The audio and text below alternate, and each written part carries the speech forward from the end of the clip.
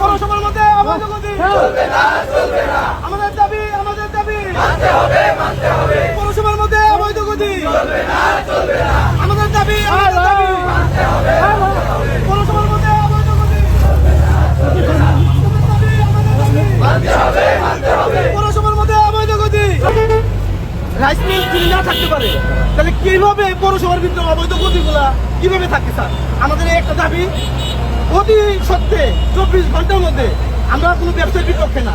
24 ঘন্টার মধ্যে আমরা পৌরসভা থেকে এই অবৈধ গতিগুলা অন্য কোনো স্থানে সরিয়ে নেওয়ার জন্য আপনার দাবি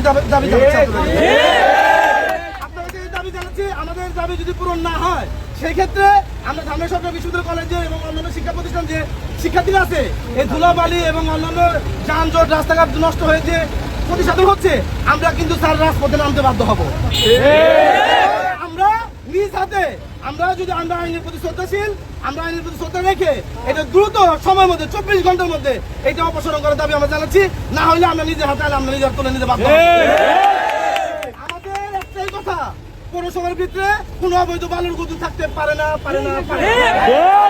আপনার কাছে আমাদের আকুল আবেদন, প্রত্যেকটা কোমলমতি শিক্ষার্থীর মুখের দিকে তাকিয়ে আপনি এই দাবিটা আমাদের রাখবেন এবং কি এই গতিটার যারা ম্যানেজমেন্টে আছে উনি আমি জানি না কোন এক এসপি সাহেবের নির্দেশনায় দিচ্ছেন এবং কি এক অ্যাডভোকেটের ক্ষমতা দেখে আমার ফ্যামিলিকে হুমকি দেওয়া হচ্ছে, আমার ছাত্রদেরকে হুমকি দেওয়া হচ্ছে, বিভিন্ন ফোনের মাধ্যমে আমাদেরকে হুমকি দেওয়া হচ্ছে।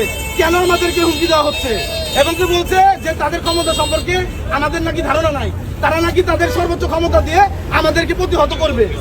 তাহলে কোন শক্তিতে কোন অপশক্তিতে আমাদের ছাত্রদেরকে দমিয়ে রাখতে চায়? এই দাবিটা স্যার আপনাদের কাছে জানাচ্ছি।